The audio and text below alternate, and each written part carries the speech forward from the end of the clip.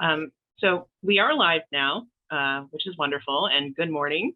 I know it feels a little bit earlier than usual, but this is the way clocks work, at least in most of the United States and Canada and select other areas. We know that other countries, Israel included, will have their time change later in the spring. But good morning and good evening, depending on where you are. Welcome back to Rabbi Silber's class on this on Genesis. And to those of you joining us here on Zoom, we very much encourage you to accept the invitation to become a panelist. That will let you in the room, enable you to turn on your camera, which again, we very much encourage. But please do stay muted unless we are having a discussion period, times for question and answer. Rabbi Silber is very good about leaving plenty of time for discussion. If you're joining us on Facebook Live, you can participate by putting questions and comments directly below the video in the comment section. And if you're joining us on Drisha Live, hello, we're glad that you're learning with us. Those on Zoom are also welcome to use the chat if you prefer to type out your questions or if you just want to write something down so it's not forgotten by the time we get to question and answer. The text for this class is available in your Tanakh, so you're welcome to have your preferred copy on hand. Otherwise, I will do my best to keep the text current on screen and pull up any supplemental text that Rabbi Silber might want to reference. But otherwise, good morning. We're very glad to be learning with you again. Rabbi Silber, please. Okay, thank you. Good morning, everyone. We are up to the story of Dinah, chapter 34. The end of chapter 33, Yaakov returns to Shechem. Yaakov enters the land, as we know. He confronts Esav, and he succeeds. He navigates his way. On one hand, makes peace with Esav. On the other hand, he separates completely from Esav. Esav travels to Edom and Seir. Yaakov comes back. At the very end of chapter 33, Vayavo Yaakov Shalem Yishtem. Yaakov comes back whole, Shalem, and Shalem has multiple meanings. He had been wounded, maybe he's healed from the wound. Shalem, full, complete, in peace. He's made it back. In the very end of chapter 33, the very last pasuk, he purchases a field. He buys a field, buys it from we are told from the sons of Hamor, the head of Shechem, pays money for it, Me'ach Sita, and he builds an altar. He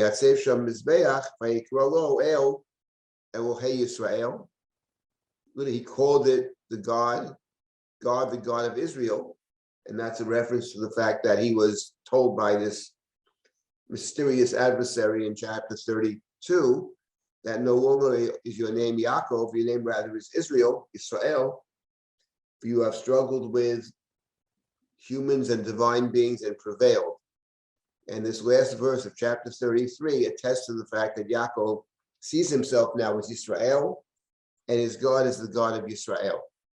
And he has, in fact, returned to the land, and he has not only returned to the land, but he's made a purchase of land, which can be seen as a purchase that represents acquisition in the land. We remind ourselves that in the covenant there are 3 generations of suffering. The 4th generation shall return to the land.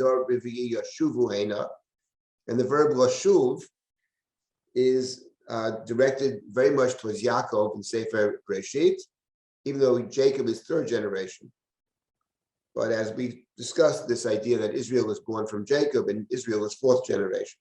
In any event, what Yaakov had promised to do when he made the vow back in chapter 28 is, if you bring me back in peace to my father's house, b'shavti b'shalom b'beit avi, God will be my God. And as we explained it, I will do something no one else has done. I will build the bayit, the house. And Yaakov's mission is to build the bayit. And Yaakov's promise was to return to Beit El. So it's interesting then that Yaakov does not go straight to Beit El. He has to stop. After he confronts Esav, he purchases property in Shechem prior to going to Beit El. Shechem, of course, in the Torah has been the place of entry into the land for Abraham. And once again, the entry into the land on Yaakov's return. But it is still interesting to note that Yaakov does not go straight to Beit El as he promised he would do. He will go to Beit El in chapter 35. He's instructed to go there in chapter 35. He returns to see his father at the end of chapter 35. But we take note of the fact that before that, he goes to Shechem, and we have the story of Dinah now in chapter 34. So in a certain sense, the story of Dinah was surprised that the story of Dinah is where it is, because it would have been seemingly more logical for Yaakov to, upon his return, to immediately fulfill the promise he made and to go see his father Yitzchak. And he promised to go to Beit El, which he does in 35. So we take note of that. And this raises a different question for us, which is, what is the significance of the story of Dinah altogether? Why is the story of Dinah here? And I remember many years ago, there was call it a conversation or whatever, a presentation. There was myself and Professor Kugel.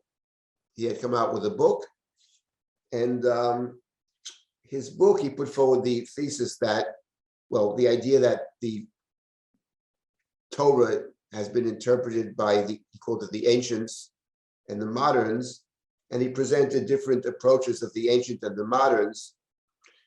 He claimed that he was taking no particular position. He was just presenting two different ways. I thought book was weighted very heavily towards the moderns. But in any event, so we were both asked to speak. It wasn't actually a debate. It was more of supposedly a conversation.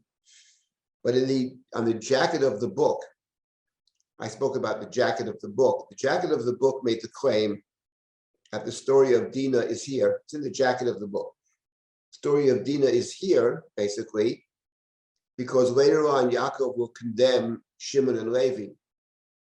In chapter 49, where he blesses all his children, he condemns Shimon and Levi, Kibiapam Hargu Ish, and that chapter 34 is there to validate the critique of Yaakov in chapter 49.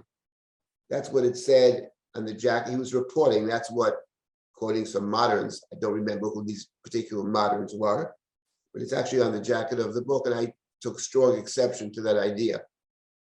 First of all, I found it very difficult to believe that a story of 31 verses is there to validate a critique in chapter 49. I thought that was exceedingly odd. And secondly, I don't believe that the story of Dinah is of minor significance within the Torah, within the book of Breshit. And furthermore, on top of all that, the story of Dinah is one of those foundational stories that is revisited by various other parts of the Bible. I don't know how much time we're going to spend on that, but so the story of Dinah actually is a central story. It's one of the central stories of Sefer Breshit, I would say. It is certainly not here only to explain Yaakov's condemnation of Shimon and Levi in chapter 49. So actually, what is the story of Dinah about? And we will now begin our study of the story of Dinah. We could spend a lot of time on this story because there are different pieces of the Bible that actually pick up pieces of the Dinah story and use it to tell their own story. But let's just begin. So we begin a little bit, then I'll stop for comments or questions. So Vateitzei Dinah about Leah Asher Yodav Yaakov Dirot Bivnot Haaretz. That's the first pasuk. So Dinah, the daughter of Leah, Asher Yodav Yaakov, and Leah had born to Jacob, went out to see, literally to see, and they say to visit, to see the daughters of the land. What's interesting here is, first of all, she is called Dinah Bat Leah, which is interesting. And then Asher Yodav Yaakov, we know that Leah has one husband, Yaakov. So therefore, obviously, it's Asher Yodel Yaakov. This is probably the reason, one of the reasons, that the Midrash directs us to the story of Leah and Yaakov, back in chapter 30. And there, we're told that Rachel, of course, has none of her own children, no biological children of her own. And in that chapter, Reuben, the oldest son of Leah, finds these mandrakes, which are presumed to be some kind of fertility pill. Gives them to his mother. As Reuben already is getting involved in the struggles between his mother and his aunt, or his mother's sister. In any event,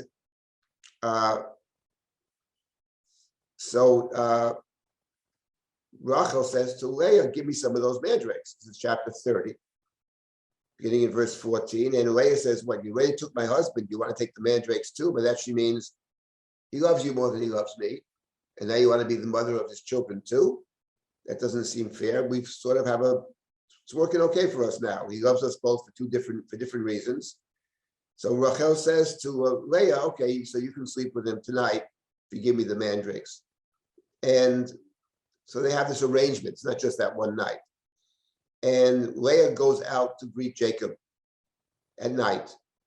This is found in chapter 30, verse number 16. Come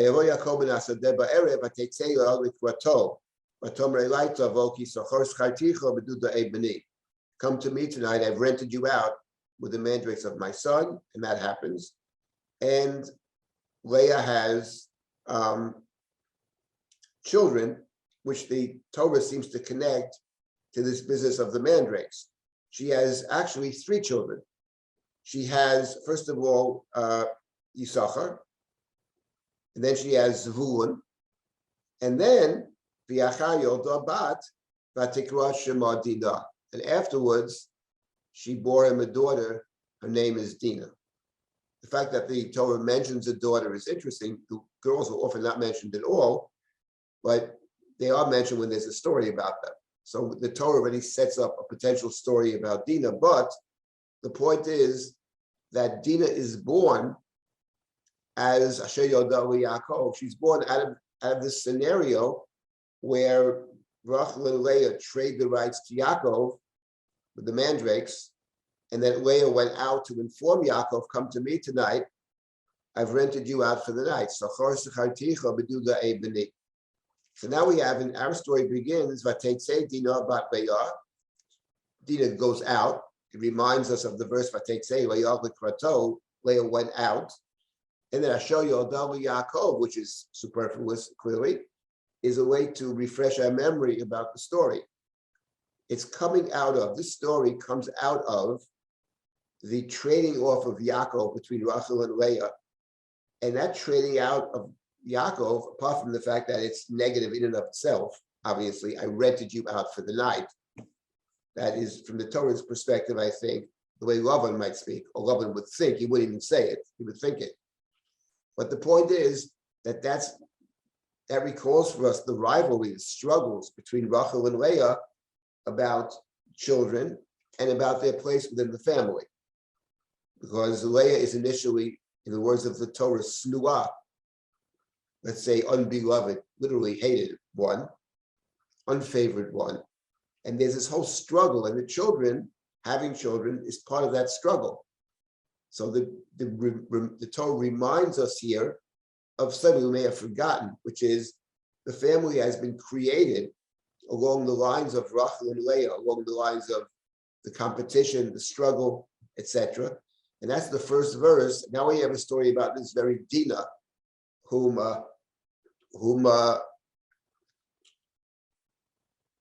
is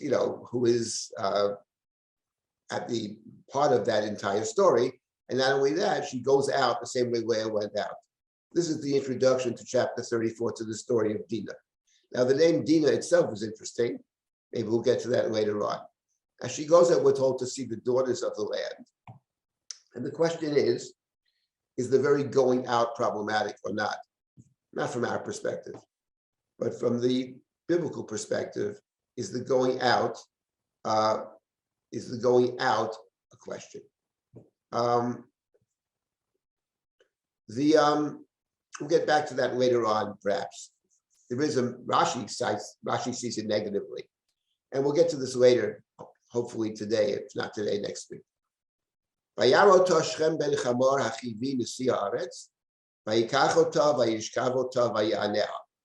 we're told that she went out to see the daughters of the land, see them, but she's seen by Shechem, the son of Hamor. He was mentioned, Shechem and Hamor mentioned earlier at the end of chapter 33. Jacob purchases his parcel of land from the sons of Hamor, the head of Avishchem. Avishchem is the father of Shechem, but Shechem is also a city. Shechem is the person, and Shechem is the city. That's a very important point for the story. He's both city and person. So again, how old she is, we don't know. She's young. We don't know. She's called the Yalda in the story, a young girl. We don't know. She's young. In response to Gail's question. Here we have, of course, something we've seen before, the seeing and the taking. Vayarota, vayikachota, and he non-consensually sleeps with her. Vayanela, and inui is abuse. It's one of the covenantal terms. Gerut, avdut, and inui. So he acts as we've seen earlier, seeing and taking, which of course is the primal sin in Breshit. It appears, story of the Garden of Eden. It appears with the Bnei Elohim in chapter 6. It appears with Mitzrayim in chapter 12. And here it appears again, seeing and taking. It's a little different. There in the first three instances, there's also the word tov, but here not. But in terms of seeing and taking, it's precisely what Mitzrayim does. And we remember, of course, that in the Torah, elsewhere, the Torah has compared the behavior of Mitzrayim to the behavior of Canaan. In Vayikra, chapter 18, the chapter that deals with forbidden relations, Kamasei Eretz Canaan lo tasu, Kamasei Eretz Mitzrayim lo tasu. So Mitzrayim and Canaan are similar. Seeing and taking is the primal sin, and that's what Shechem, the son of Hamor, does. He sees her, sleeps with her, not Otah, not Ima, but Otah, and Vayanela, Inui. I wouldn't say disgraced, but it's negative for sure. So we have a sin, the sin of Canaan. Isn't it all that surprising? But what is surprising is the continuation of the story. And that is, Vatidbak nafsho b'Dinah bat Yaakov. Vatidbak nafsho, with davak is to cleave. His soul cleaved unto Dinah, the daughter of Jacob. Ve'yahavet hanara, he loved the young girl, maiden. Vayidaber alev hanara, and he spoke to her tenderly. And that's very surprising. In other words, what you have over here is three terms, which I would say are negative, are positive. Vatidbak, that's the Torah first speaks about man and woman, about marriage. Therefore, a man leaves his parents' home, his father and mother, v'davak b'ishto, and cleaves unto his wife, and they become one flesh. That's v'davak. And then vayahav, he loved her. And vayidaber alev hanara, to speak to her, alev hanara, which they translate tenderly, I think is a good translation. You have it later on in Breshit at the very end, when the brothers go to Yosef, they think Yosef's going to kill them, take us as slaves, and Joseph consoles them, and he speaks alibam. So vayidaber alev is without question positive. There's no question. As is vayahav, and as is vatidbak. He actually falls in love with her. And now the question is, on the other hand, he raped her. So this is the question. This is a complicating factor in verse number 3. Shechem says to his father Hamor, Kachli, take for me this girl. Yalda typically is younger than Nara, so she's young.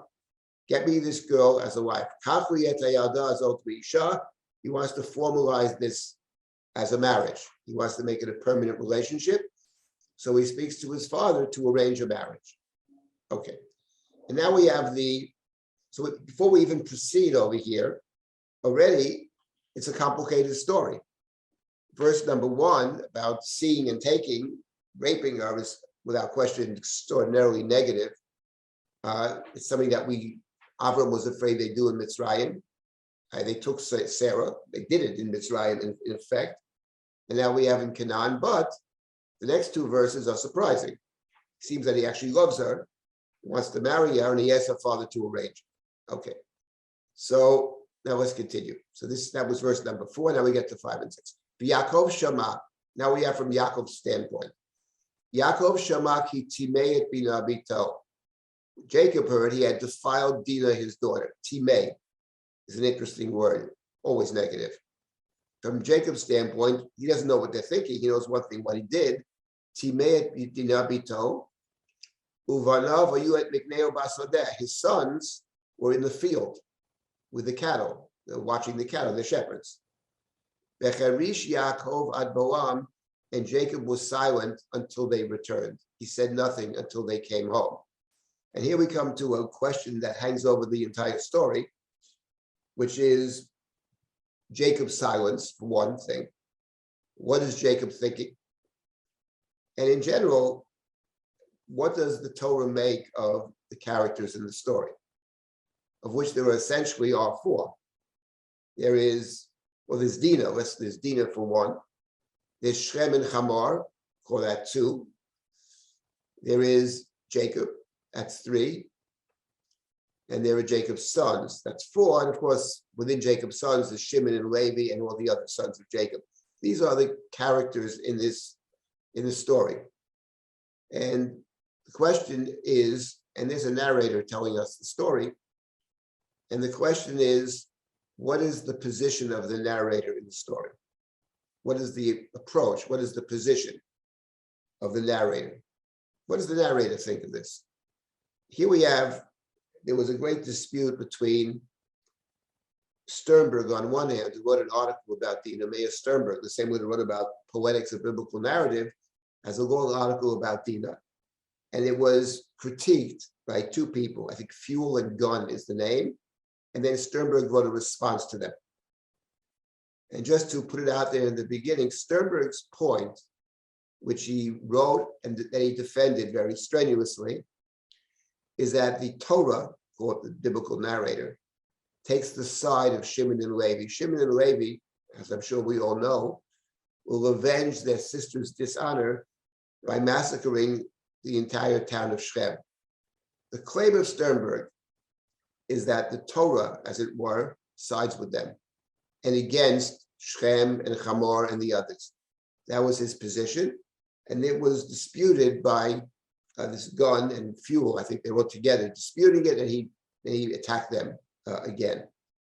So we will have to deal with this question about what is the Torah's view of the story of Shechem. Is it true, as Sternberg says, that the Torah essentially sides with Shechem, with the brothers, with Shimon and Levi?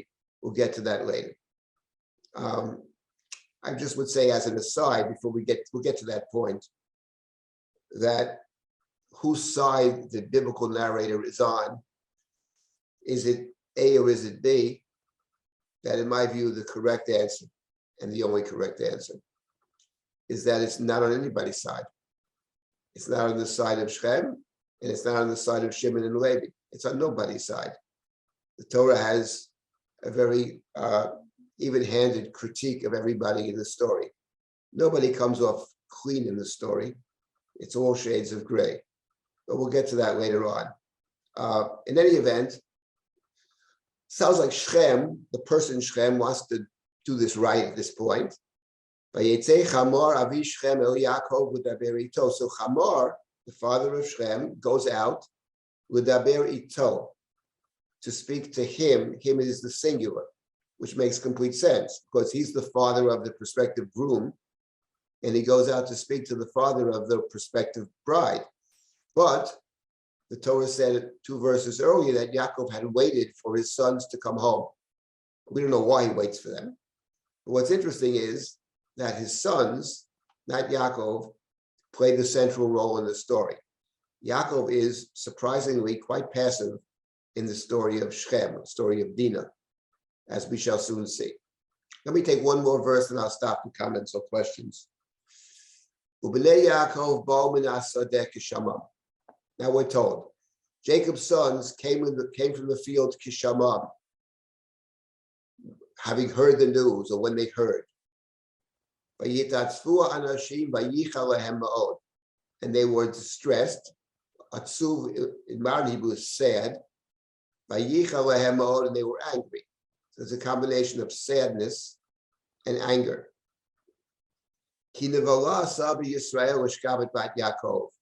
For an outrage had been committed to sleep with, forcibly, Jacob's daughter. A thing not to be done. Such a thing should not be done. Let me take a few minutes on this particular verse. The first point is, B'nei Yaakov ba'u min hasadeh. The way we read it, that is to say, the trup, the cantillation notes, which are essentially punctuation, read it as the translation here has it, that Jacob's sons came from the field when they heard. Now, if that be the case, that means they didn't hear from Jacob, because we're told that that Jacob was silent until they came home. He was silent. So they must have heard it from somebody else. Maybe it's public knowledge. Somehow they heard it. That's one possibility. The other way to read the verse is to punctuate it differently, to divide it differently. Ubnei Yaakov ba'u min hasadeh. Jacob's sons came back from the field. Then kishamam, and when they heard, they became angry.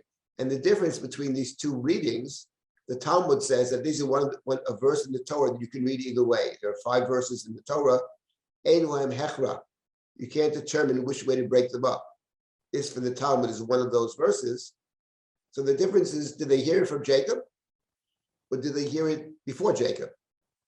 They hear it from somebody else, or not? That's simple factual question in the verse. If they heard it from others, it means it's public knowledge. If they heard it only when they got back, Jacob waits, does nothing until they return, and as soon as they come back, Jacob tells them. So those are 2 possibilities. He tells them. Now remember that it says Hamor, the father of Shem, went out to speak to Jacob. Doesn't mean he's met Jacob yet. He leaves his home, he's going to speak to Yaakov. And now Yaakov is waiting. And before he speaks to Hamor, he's informed his sons, and we're told about the response of the sons. Two words, Vayitatzvu and Vayichar. 2 descriptions of them, angry and distressed. And that combination of anger and distress we have encountered earlier in the Torah. And we encounter it in a passage that is significant for us. What I'm referring to is, it's not precisely the same, but we all remember the story of Cain and Hevel. Cain and Hevel, we have Cain brings a sacrifice to God. Hevel also brings a sacrifice to God in chapter 4. And the Torah says that God favored the offering of Hevel and did not favor the offering of Cain. And Cain was very angry. And God said to Cain back in chapter 4, Lama charalach v'lama naflu panecha. Why are you angry? And why has your face fallen? Lama charalach v'lama naflu panecha. And that combination is a dangerous one, right? Here it is, verse number 5. Verse number 4, Vayichal Cain miod vayiklu panav. Right? He was here they translate the same way. He was distressed and his face fell. He was angry. Vayichar, anger. Anger and sadness, the combination, which is mentioned in verse number 5 and repeated in verse number 6. What are you angry about? You can make things better, right? If you do well, you'll be okay. If not, not. And of course, we know what this leads to. The anger and the distress leads to murder. So now we have back in our verse, the brothers, right, Jacob's sons, when they hear about it, they are angry. and they are distressed, sad. Vayitatzvu anashim. I'm not sure Vayitatzvu should be translated as sad in Arab vocabulary. Etzev. The word etzev, of course, is a central word up to this point in Genesis. That was the punishment for Cain and for Adam and Eve, right?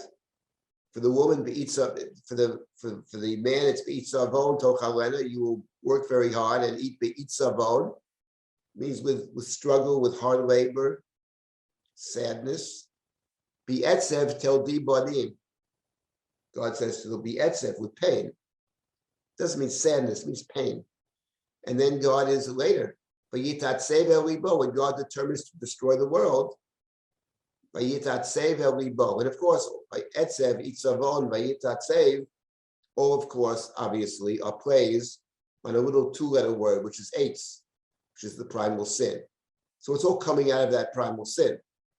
But the combination of itzavon and charon af, vayichar, is a very dangerous one. And now the Torah, it's interesting. And now the Torah, the narrator tells us why they're so angry. Ki nivala asa b'Yisrael v'shkavet bat Yaakov v'chein lo yeyaseh. For what had happened was a nivala, was a disgusting thing. A wrong act had taken place, right? Rape of Jacob's daughter is a nivala. And then, v'chein lo yeyaseh, a thing not to be done. And the question is, v'chein lo yeyaseh, which is a value judgment. Such a thing should never happen. Is that the statement that is imputed to the Bnei Yaakov? Or is that a statement made independently by the narrator? It's certainly a statement made by the narrator. Is the narrator saying, and you know what, this should never happen? Or is the narrator saying they came back from the field, and this is why they're angry, because they're saying to themselves, a nivala has taken place, such a thing should not happen. Either of those two possibilities, but what is certainly the case is that the narrator is saying it. And I point this out for the following reason, that the expression, v'chein lo yeyaseh, we actually have encountered earlier in the Torah in two different places. One is back in chapter 20. That's the story of when King Avimelech, the Philistine, takes Sarah, and he discovers that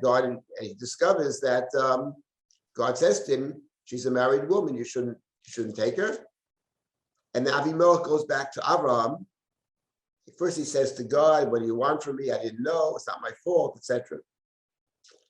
And then Avimelech speaks to Abraham and says to him, in verse number 9, "Vayikra Avimelech li Abraham, vayomer lo asita lanu." What did you do to us? Umer chatati lach. What have I done wrong to you? Ki aveitu alai v'al mamachti chata agdala. You brought upon me in my kingdom a great sin. Ma'asim asher lo ye'asu asita imadi. Actions which should never take place. Ma'asim asher lo ye'asu asita imadi. You did to me. Of course, it's funny in a way. Abraham didn't actually do anything. The only one who did something was Avimelech, who took her. But here we have in the mouth of Avimelech, Ma'asim asher lo ye'asu. That's one place that we have it. And then, where else do we have it? Later with Amnon and Tamar. Excuse me? Later with Amnon and Tamar, when Tamar tries to In the Torah, I'm saying. Where do you have it in the Torah? It's elsewhere in the Torah. With when Lavan tricks. Lavan, isn't it? Yeah, he's. Find that verse with Lavan. You don't marry the younger one first. It's not. Oh, yes, that's it, right. Lo ye'asa chen bimkomenu. That's right. That's what I had in mind. Lo ye'asa chen bimkomenu l'teit hatzira l'fnei habechira. So you have this statement, chen lo ye'aseh, twice before. And here, why do I mention this? To point out the difference between them. That in the first two instances, okay, the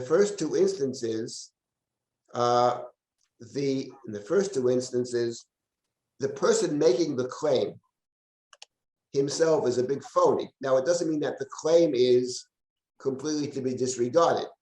In the first instance, yes, it's true that Avimelech is the villain. On the other hand, Abraham did say that Sarah is his sister. That doesn't legitimize taking her, but it certainly leaves open the possibility that she could be taken. So Abraham's behavior in that chapter is very problematic, leaving Avimelech out of the equation. We know what he is. He's a phony, but doesn't mean that his critique is completely wrong. It's 80% wrong, but there is a critique. In the case of Yaakov and Lavan, yes, Yaakov made it very clear, I worked 7 years for Rachel, your younger daughter. But okay, that's true. That is true. On the other hand, the way the thing is set up, I'll work for you. He turns the marriage into a business proposition. That's also problematic. But over here, but in those two cases, the statement is made by a person and a dubious person. But in this case over here, in our chapter, it's the narrator talking. V'chein lo yeyaseh is a statement made by the narrator. That means it's really true.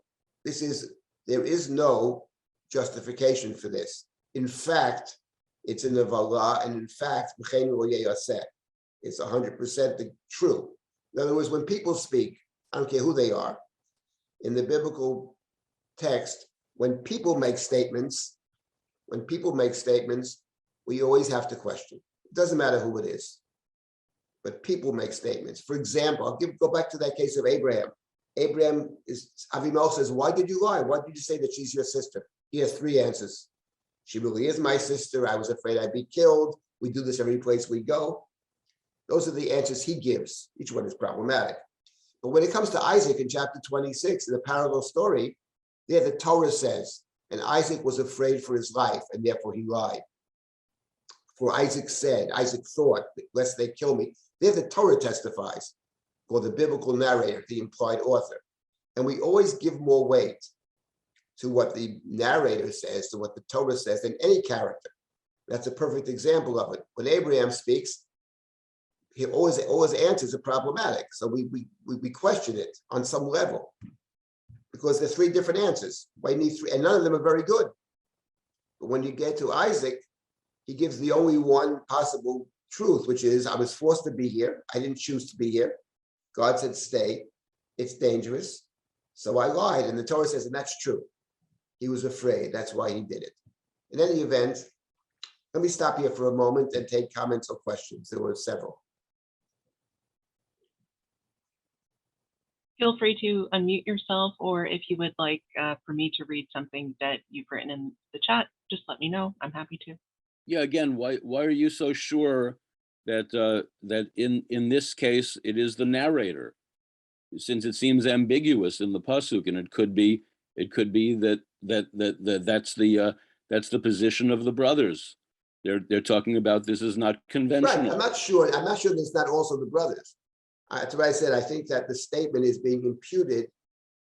Ki nevala sabi Yisrael is not their direct speech, though, right? They didn't say to each other nevala sabi Yisrael. Didn't say that. It says ki that's nevala okay. is someone is saying about them. That's my point. Same thing with Isaac. I see. He said, for Isaac said, lest they kill me on account of my wife. It is what he's thinking, or he thought so. But the Torah says it's true. So we know that is the one and only reason, and in his case, it's a very good reason too. Right. He doesn't choose to be there. No, so Isaac I see. didn't choose to be in the land of the Philistines. God said, "Gur ba'aretz hazot." It's not like Abraham. Abraham chooses to go there. If it's so dangerous, why are you going? So Isaac comes off very differently. He has one reason, and the Torah has testified that is in fact the truth. That is his reason, and it's a good reason too. That's my point. Anybody else? Yes, there were some other comments in the chat. Well, yeah, I commented immediately, but it's a sidebar because it's long afterwards, but it's just actually, I'd appreciate if you could actually just spend one moment talking about the idea of calling a mizbeach God, which seems to recapitulate. I mean, it seems on the same page with the pagans calling idols God. All right. Calling or calling the golden calf, which is going to replace Moses, God, Okay, because I know the it's your question. leader. The question is, essentially, the Midrash asked that very question. It's not the only place we have it. The Midrash connects it to another situation where the altar seems to be called God, and that is very relevant to us. Amalek. We read it on Purim. Vayikra Shemo Hashem Nisi. It's a Purim. It's a Torah reading for Purim. Yes. Moses built an altar. Vayikra Shemo Hashem Nisi. And he said, the altar, God is my banner, Hashem Nisi. In those two instances, the Midrash makes the claim that it didn't actually call the altar this. This wasn't the name of the altar. He was describing his situation, but it wasn't actually calling the altar God. So the Midrash was troubled by your point of calling an object God. But in any event, it does seem like from the text, though, that is the name that he gives to it. Okay, it could be that he called out, by Yikra Lo, he called out. The Midrash has several different possibilities how to Actually deal with this verse, but I'm not going to get there now. The question is a valid question. Actually, I just got something etymological, which is that the word ale is exactly the word el. And that could be and that could be the meaning, that it's where God appears to you. It's where you focus toward. I don't know. It's where you focus toward God. Okay, the Midrash is something along those lines. The Midrash is bothered by your question. That is he actually calling this altar Elohei Yisrael? Who else has a question? There were other stuff in the chat. I do. Yes. How much is the sense of outrage related to the fact that Hamor is a non-Israelite? Well, there are basically everybody's a non-Israelite. So it's the only Israelites are Israel, Jacob, and his family. So everybody's a non-Israelite. He's a Canaanite. Let's start with that. Not just a non-Israelite. Chivi is a Canaanite. So that factors into the story. That's central to the story. Let me make it very clear. The story actually is the story of Dinah. This will take us. The story of Dinah is not actually about Dinah. That's not what the story is about. The story is hardly about Dinah. She's part of the story. She's a prop in the story, one might say, but she doesn't play outside of being molested. She doesn't say one word in the story. One of the questions that was debated is what is she thinking? What is Dinah thinking over here? Maybe she's in love with this guy Shem. He loves her, or maybe she just wants to escape. We'll never know that because there's absolutely no evidence one way or the other. We can make all kinds of presumptions, but in this particular story, unlike its parallel story that maybe we'll get to next week, which is the story of Amnon and Tamar, which I could say in my new book is actually based on the story. And the story of Amnon and Tamar, and there are several biblical stories. We could spend a whole semester on just the story because there are several different stories that play off the story of Dinah.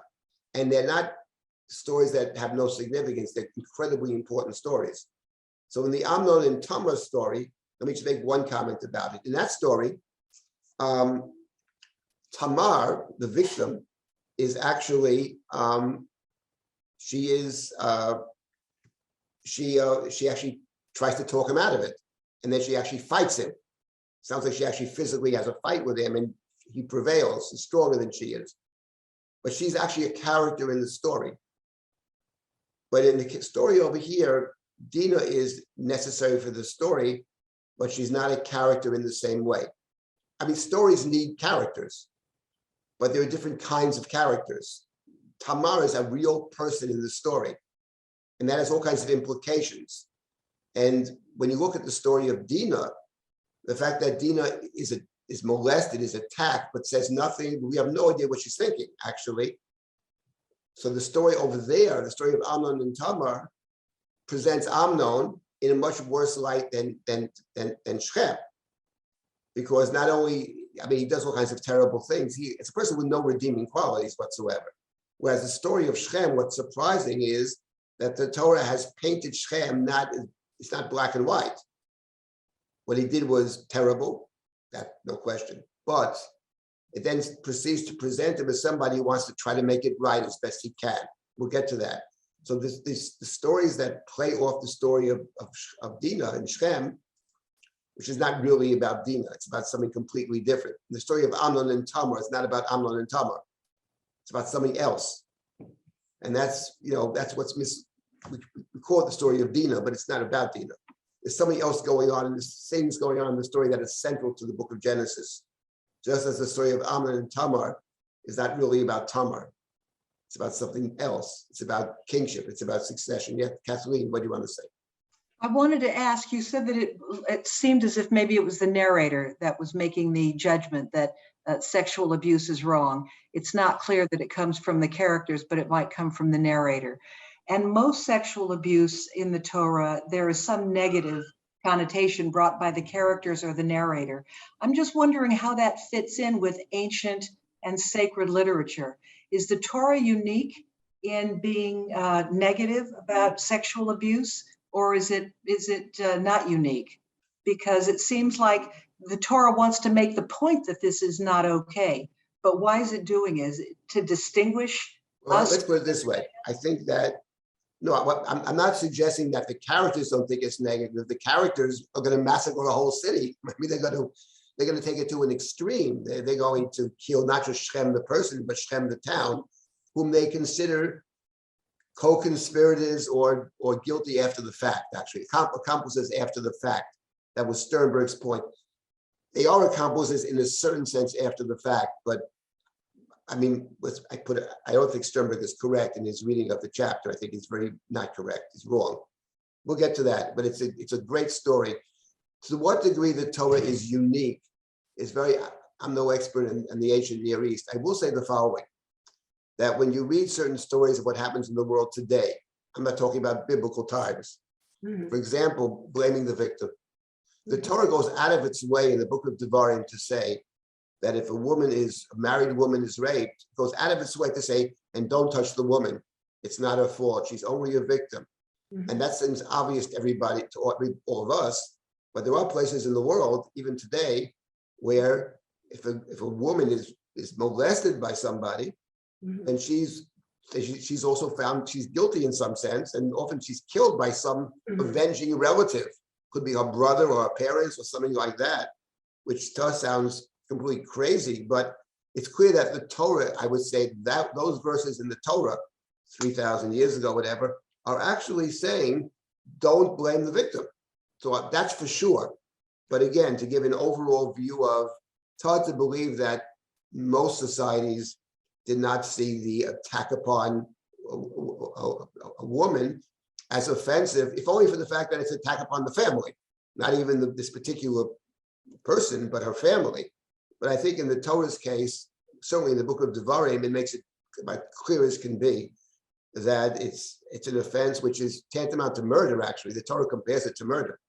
The same way if someone kills somebody else, so is this matter, which is about as strong a statement as one could make. So again, I don't know if, relative to other cultures how it plays out, but the Torah is pretty clear about it. I don't mean to say it's only the narrator, though. I think it is. It's even the narrator, and that objectifies it. It's not just Shimon and Levi. It's not just the brothers. It's not whatever Yaakov's thinking. It's an objective truth. Such a thing should not be done. And this verse, which is one of the important verses of the chapter, was co-opted by the author of Samuel. We get there, we'll see that the story of Amnon and Tamar is to be read together with Dinah. The one who wrote that story up had the Chumash open. I have no question. And it plays off the story. All the characters are parallel and different. So we'll get to that later on. Yes, honor killings is what they're called, yes. All right, anybody else? Can I ask a question? Yeah, of course. Hey, thank you, Rabbi Silber. I learned so much. So thank you, and to all of you for your questions and comments. This is sort of a side thing.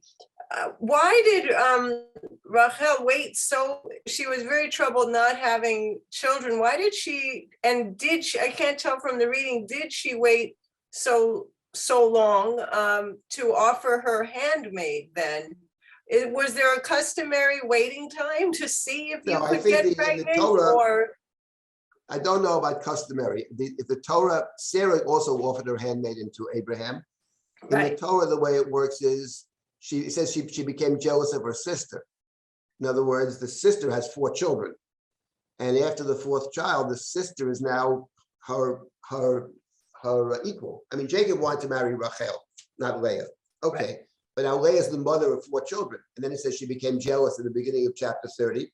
She offers her handmaiden. That's the first thing she does. Then she negotiates for the mandrakes, Right. which are a fertility pill. That's the next thing she does. She said to Jacob, give me children. She did before she Right. says, give me children, thinking Jacob has some power to produce the children. That's another thing that she does. I have argued strenuously that the taking of the Trophim, that they're also a kind of fertility god. Mhm. That's another thing that she does. Everything she does is with the intention of having children. She wants children. When she begins, when her says she became jealous of her sister and she realizes the other one has kids, I don't. And my place in the family maybe is threatened, but she also wants to have children. And she dies having children. She dies Yes. in childbirth. And Rachel is presented in the later writings of the Bible as the one patriarch who was most devoted to our children. That's what Jeremiah says, right? We read it on Rosh Hashanah. Rachel mevaka al banela. Rachel that's is so by the border interesting. waiting for her children to come home. And it sounds like all of Israel is her children. And she is, in fact, the most beloved of all the matriarchs and patriarchs, without question. We all love Rachel. Yes, He's the most beloved, right? And the fact is, in fact, the davening on Rosh Hashanah, the liturgy always has highlights, you know. I would say the highlight of Rosh Hashanah, for me, I believe in terms of the way it's set up, is the central blessing of Rosh Hashanah, which Zichron notes. And the great dramatic moment on Rosh Hashanah is Haben Yakeli Ephraim. There's no question. And we say, right? No matter what our merits or may or may not be, we are your children. Remember us when we were little innocent children. That's coming out of the story of Rachel. Because that's God's response to Rachel, who's crying, who refuses to give up. Rachel never gives Yes. up. So he she makes loves her us. so human. And therefore, we love Rachel. So Yes, she's not the most ethical. In fact, most would make the claim that in the Torah, she's hardly ethical at all. And in fact, I would make a further claim. Not only is she not ethical in the Torah, even in the rabbinic midrash, she's not ethical either. She's known, she gave the signs to her sister. That's completely wrong. It's an unethical behavior. It's the wrong thing to Yes. do from an ethical standpoint, but from a standpoint of devotion and love for the other, it's not the wrong thing to do. She loves her sister. She's sorry for her sister. Okay, she sacrifices Jacob. And the same thing with her children. She's the one who stands by the border and waits for the children to come home, refuses to be consoled. She's a Jacob figure in that sense. Anyway, so so it starts though with the jealousy, that's for sure. Yeah. But it takes many forms. Her entire life is all about, as she said, after Joseph was born, Yosef Hashem Ribein Acher, one another child. So she's devoted to the idea of having children, devoted to her children in later literature. And that's the story of Rachel. Let's get back to the Dinah story now. The story of Dinah, as I said, we could spend many, many weeks on the story of Dinah. But let's meanwhile, we have the Torah, the narrator. Such a thing should never take place. Now we have the beginning of verse number 8? It's the little things you got to pick up. Vaidaber Chamor itam lemar. Verse number 8. Chamor spoke. Chamor is the father of Shem. Spoke itam. Itam means them. Earlier it said that Chamor went out with Daber ito, with him, singular, which makes complete sense because he's the father of Shem and Jacob's the father of Dinah. So father to father, father of the groom, father of the bride, prospective groom and bride. That makes total sense. But Jacob is silent, and Jacob has included them in the conversation. Right? He doesn't do anything until they come back. Chamor spoke to them. It's very striking. Shem, my son, longs for, loves, desires, Bitchem, your daughter. It doesn't say Bitech, your daughter singular, your daughter plural. But of course, the brothers are not the parents of Dinah. The brothers are the brothers of Dinah, but it's called Bitchem. So Bitchem is addressed to Jacob. It is his daughter, but somehow it's the plural of Bitchem. Now we do know earlier in the Torah that the brother often was central in the marriage arrangement. That's when Lavan was central when the servant of Abraham went to find a wife. He speaks to Lavan, not just the parents. And perhaps Jacob, when Abraham said, "Say you're my sister," according to one interpretation, "Say you're my sister, so I'll negotiate the marriage, and before the marriage is consummated, we'll take the last train out of town." That's what the Ran thinks. So it's not that surprising, but here it's clear that Yaakov, for whatever reason, it's hard to know why, wants to include them. And now we have the offer of Chamor. Let's look at the offer of Chamor. It says, Shem b'ni loves your daughter. Tnu no talo isha. So give her to him in marriage. Wants to make it a formal marriage. And then he says, and there's an incentive to do this. V'tchatnu otanu. And you will intermarry with us, not just this marriage, but in general. V'notechem titnu lanu. You will give us your daughters. V'yet b'notenu tikhu lachem. And you will take the daughters for yourself. Notice that he puts it in their court. You give us what you want, and you'll take what you want. V'itanu teishevu. You dwell with us. V'yaretz tiyeh lifneichem. Shvu scharu ve'achazu ba. And the land will be open before you. Settle, move about, acquire holdings in it. In other words, it'll be your land. There's I would say a financial incentive. As often with marriage, it's not just about love. It's often relationship between families. In this particular case, he's making a very generous offer, or the offer that he seems to be making is, this is a good opportunity for you. First of all, you can take what you want, right? You give us what you want and you'll take what you want. Tidnu lanu, tikhu lachem, which is interesting in terms of the very first verse of the story. He took her, Shem took her, and now the offer is being made, perhaps in a similar fashion, V'notenu tikhu lachem, you will take for yourselves our daughters. So there's a financial incentive as well in verse number 10. Shvu uscharu ve'achazu ba, be acquired. He'achazu, ve'achos is to hold on to something. Holdings is a good translation. Acquire holdings in it. And let's continue. That's the offer. Go ahead. Now Shem speaks up. First the father speaks up, and then Shem speaks up. Vayom Shem el aviyah v'el. Now Shem speaks to the father and the brother. Let me find favor in your eyes. You should determine what I will give you. That is to say, you can ask of me a very big moar umatan. Moar umatan is two important words. Here they translate bride price. Could be bride price, dowry, moar umatan, and I will give and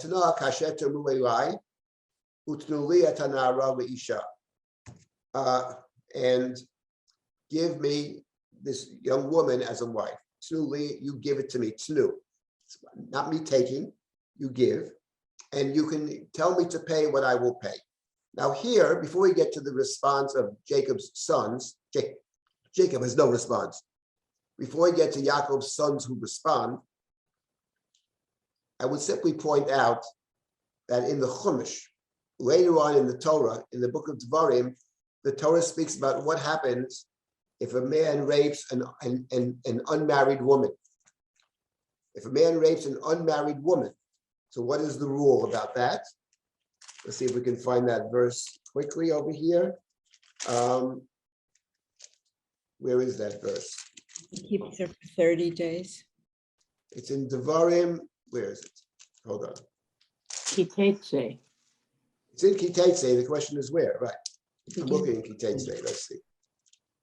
Hold on 1 second. Where is it?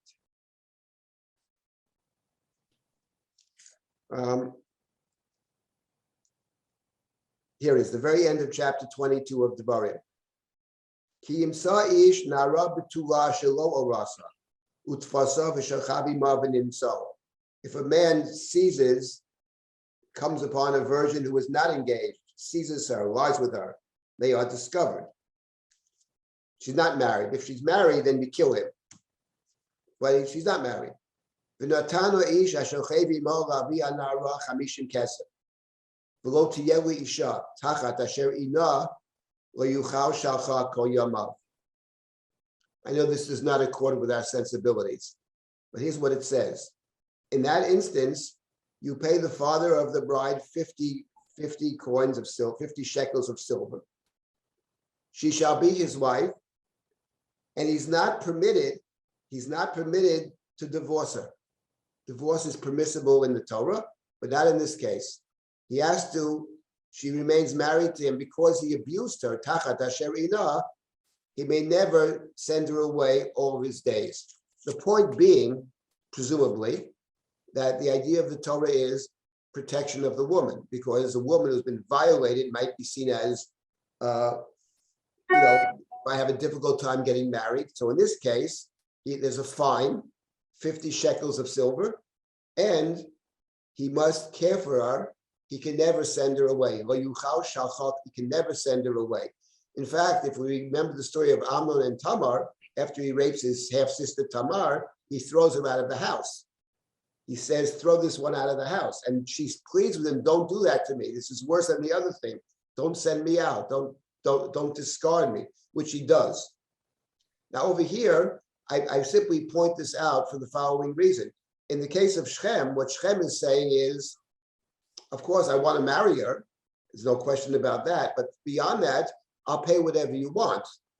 Harbu alai miyod mo'u matan, you can determine what I shall pay.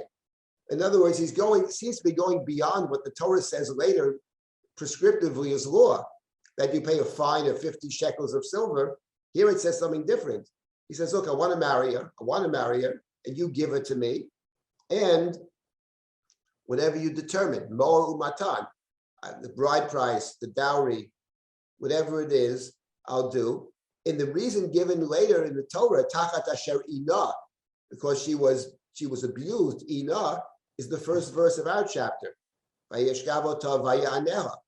So it sounds like at least the verses in Devarim are directly connected over here. When you read the verses here in our chapter, in light of what it says later, he's making, from a certain perspective, a generous offer.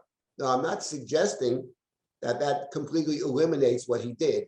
Certainly in the eyes of her brothers, it certainly doesn't. And even when Jacob first hears about it, it uses the word timei. He has defiled her, made her impure.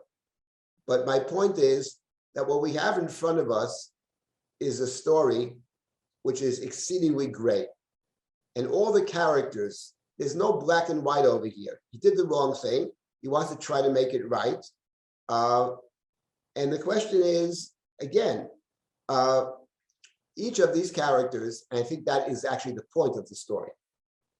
It's not the only point, some other very important points.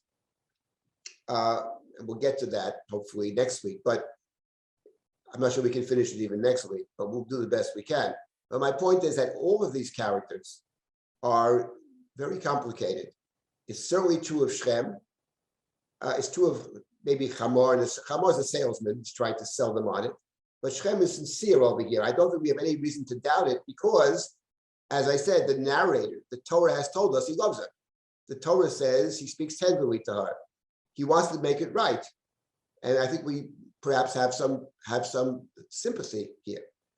But now we have the response. And let me just read a couple of verses and I'll take comments or questions in a moment. We have the response, and the response begins in verse 13. Vayanu b'nei Yaakov et Shechem v'et Hamor avi b'mimo vayidaberu. Asher timei et Dinah achotam. It says that the sons of Jacob, vayanu, they responded.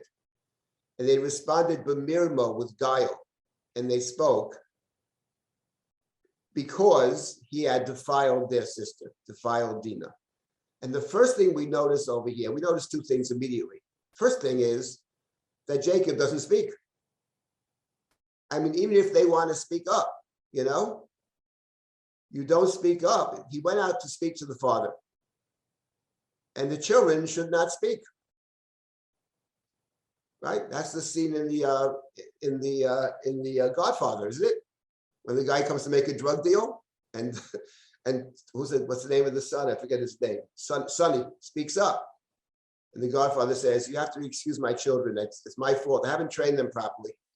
You don't speak up when your father is there. You don't speak up first.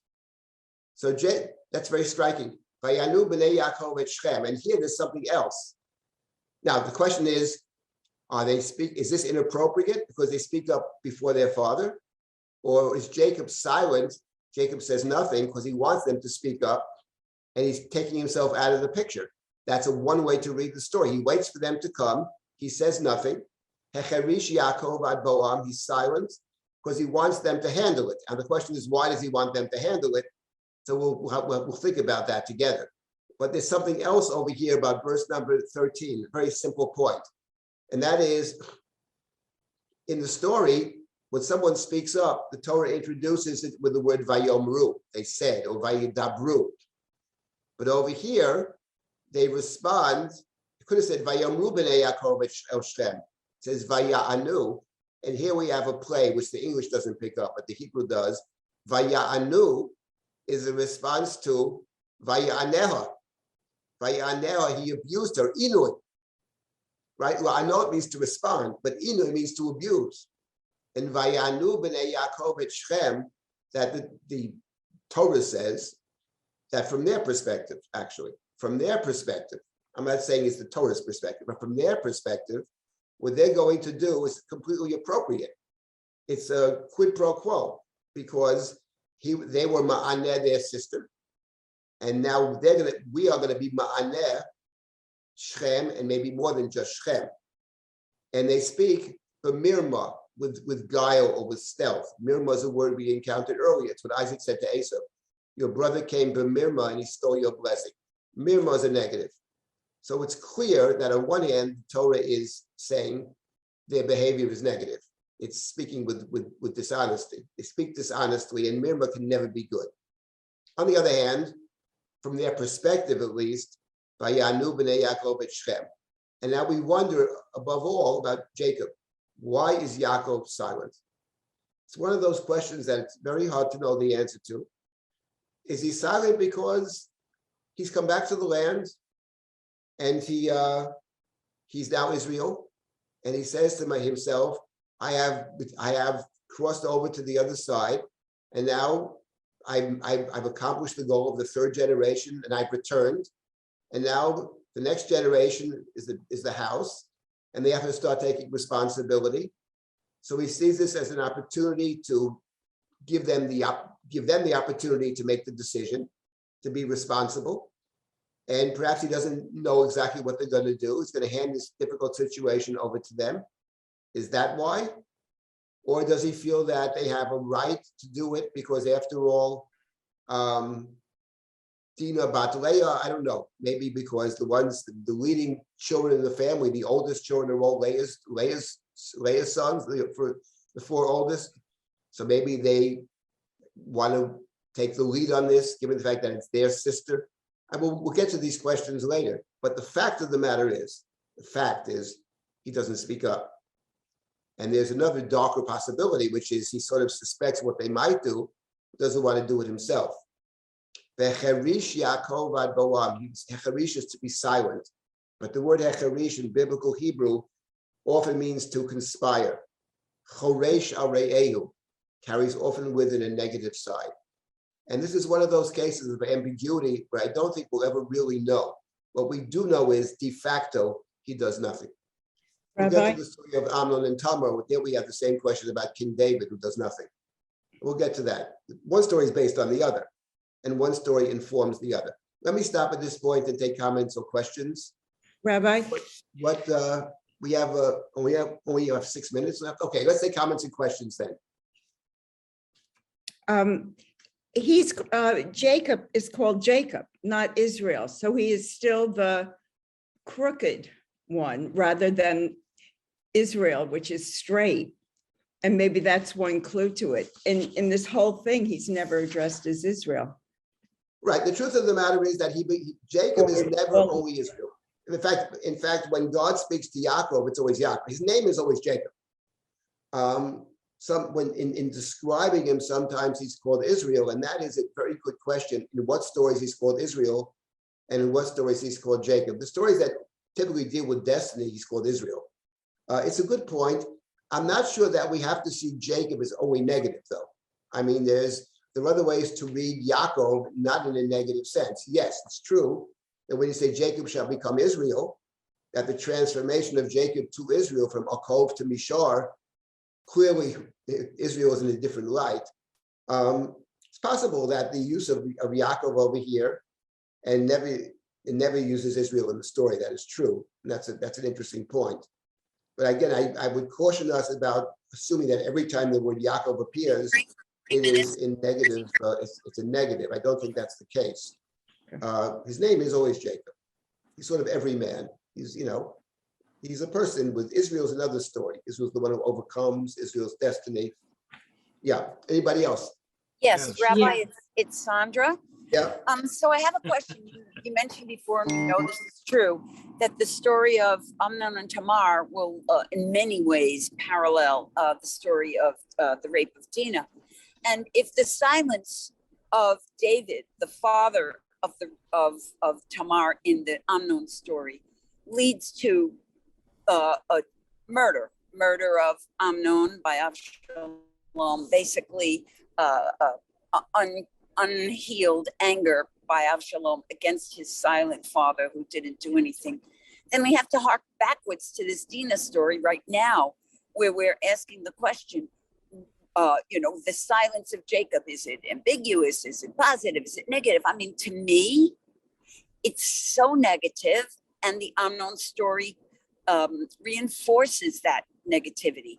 When David does a Jacob, pulls a Jacob, I agree. We will discuss it at some length, actually. Yeah, but what I'm saying is, I don't think that it's one of these gray, ambiguous things. I think the Chumash and then the Navi picking it up is saying, not the silence was deadly, just like you said before. That's true. My question is, why is he silent? No, I agree. In comparing the stories, anger and sadness was a I deadly totally. combination. We will So get there I think probably it's next not week. ambiguous. And we don't. By the way, we don't have to go to the story of Amnon to recognize that the brothers are angry at their father. They say it straight up at the end of the chapter.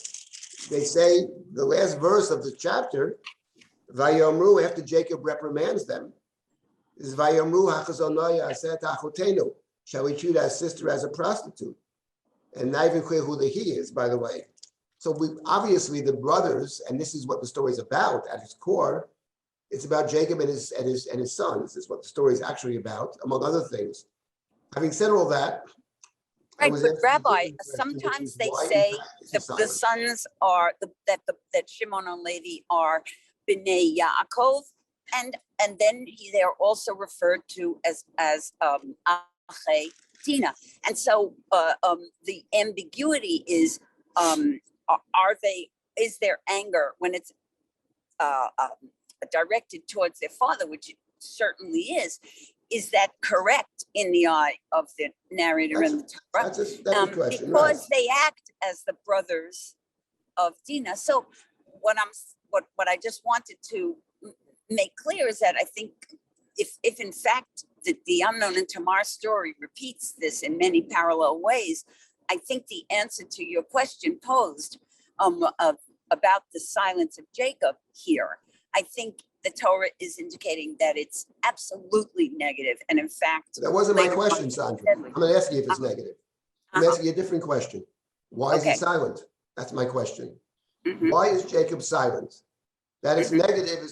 It's certainly negative. But the fact is, the question is, why does he say nothing? And the same question. Okay. We will get to this next week. The two stories are certainly tied together in 100 ways, but they are, in fact, different as well. We'll see next week. It's very interesting. It's a whole chapter in my book about this story. Not a whole chapter, but a good piece of a chapter. Anybody else? Yeah. Yes, I'd like to make a comment. Yes, sir. What? Yes. Yeah. I'm trying for 10 minutes. Excuse me. I think I'm talking. As I've always read the story of Dinah, the way it's described, it's not exactly like a rape. to this guy, for Vayadaber Alev Hanaro, he didn't have to, in a rape, it's a violation. Here's a guy who's really fallen in love with this girl, with Dinah. And it's not exactly, it's not like Amnon the Tamar, which is a single event and he throws her out. Here, he's ready to go to any length to have this woman. I contrast this with Leah and Yaakov. Yaakov thinks he's going to sleep with Rachel, and in a way, it's a reverse rape. She is sleeping with not the right man. She has enticed him into a marriage that he has not agreed to. He doesn't even know. It's a Let mekach. me respond to what you're saying, Herb. Let me respond to this. You're raising a very interesting question about the word Inui, actually. The way I presented it, the way I presented it was that he sees and he takes, and he's not in love with her yet. After the fact, that's how after the fact, he falls in love with her. That I still maintain that as a good reading. But your point, the larger point that Inui actually is not just rape. I think that is true. Inui probably means in the biblical narratives, and not just the narratives, even in the legal sections, can mean sexual act which is inappropriate in some sense. It doesn't only have to be rape. In fact, Leah says about herself, since you mentioned Leah, when when her first child is born, she says, Ra Hashem be on ye. God has seen my suffering on ye, which is certainly related to Inui. And the point is that from Leah's standpoint, it's Inui in the sense that from her perspective, she's married to this guy. And a short while afterwards, some other woman's moving in, her own sister's moving in on the person she's married to. There's no evidence in the Chumash. From Leah's perspective, she's married to Jacob. What does she know from all the other stuff? She probably doesn't know anything about it. The father determines who marries whom.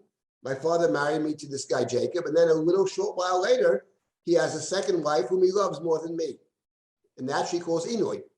So Inui doesn't have to be only rape. Inui is a relationship, a sexual relationship which is inappropriate.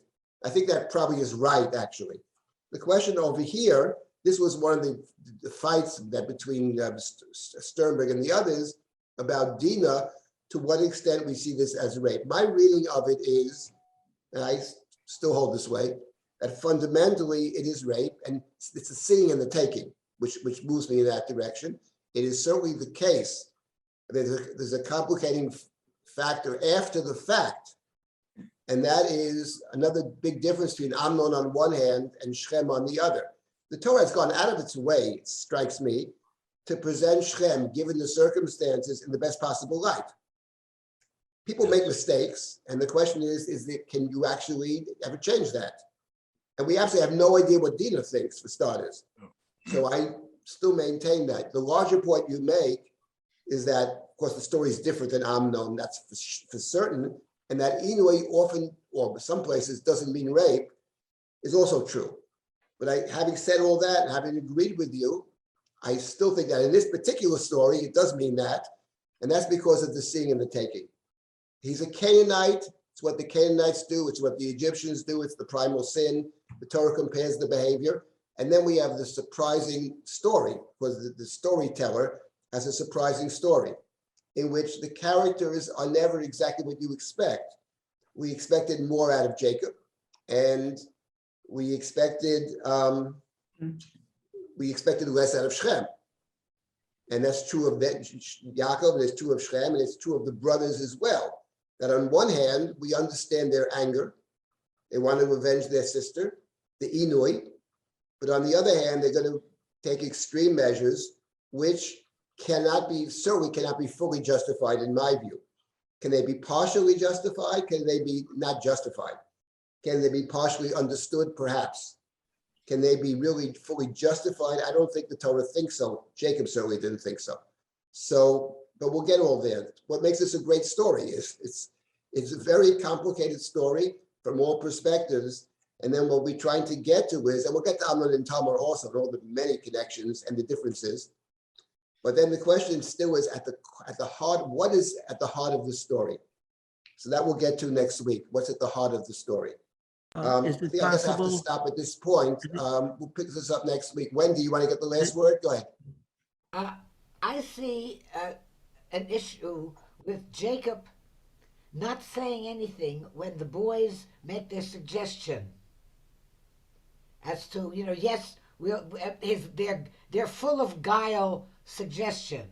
I think he sees right through it, because after all, he had used the similar kind of guile on his father, that his mother he didn't say silent in that. Okay, so let me just get the last word and respond to what you said. I think that it may have gone further than he thought it Right. would go, but his response That's to the that, Ramban. at Let the me end, make the following observation, then I have to stop. We actually have another 12 o'clock. We have this whole thing on the Megillah. Should be very interesting. The Ramban has the question. The Ramban is a simple question, which is, are you telling me that Jacob is willing to become one nation with these Canaanites? That's the offer they're making. You will stay with us and we'll become one nation. The Ramban says, how is this possible? He makes enormous effort to separate from Esau. He knows what the covenant's about. He knows that Abraham insisted that Yitzchak cannot marry a Canaanite. He knows that Esau was disqualified because of the Canaanites. So how is it possible that Yaakov would think that we can be one people with the Canaanites? That's impossible. That's the Ramban's question. So the Ramban has his point of view, which is along the lines that Wendy is suggesting, and that is, he thinks perhaps, he suspects maybe they speak in guile. Maybe he thinks that they'll simply immobilize Shechem and Hamor, run into the house, take Dinah, and run away. Maybe that's what he's thinking. They're going to save Dinah, and we can't become one people, and we'll escape. He doesn't think they're going to, says the Ramban, he didn't think they would massacre the entire town. because And that is, Jacob red line says that's not right. And he says it later on. That's the only reason he gives. That's the Ramban. That's what the Ramban is raising this question, and the question is a great question. It is inconceivable, says the Ramban, that Jacob would agree to become one nation with the Canaanites. How's that possible? That's what I think is true. I mean, to me, I agree. It's not possible. So what is it? What is it? So the Ramban has a suggestion. He didn't think they'd go that far. We'll have to pick this up next week because I have to stop at this point. Noah, do you want to say something? Sure. So, Silber@risha.org, always. Noah. yes. So first of all, thank you, Rabbi Silber, for a wonderful class, and to everyone here for participating in our learning community and also keeping things civil. I know it's a difficult story, understandably so. As Rabbi Silber mentioned, we are going to be having another 2-hour event focused on the Megillah at noon Eastern, which is currently 6 p.m. Israel time for those of you in the Holy Land. And that is going to be with Rabbi Silber, Dr. Malka Simkovich, Dr. Micah Gottlieb, and then after they each present, Rabbi Dr. Shlomo Zukir will moderate a conversation between the three. I already put Rabbi Silber's email in the chat, so you can email him between classes. And I also provided a link so you can register for our noon event if you are not yet registered. But I do look forward to seeing many of you again in about a half hour, a little bit more than that. And I hope that if we don't see you then or at another Drisha event this week, that we see you again next week, and everyone be well. Thank you.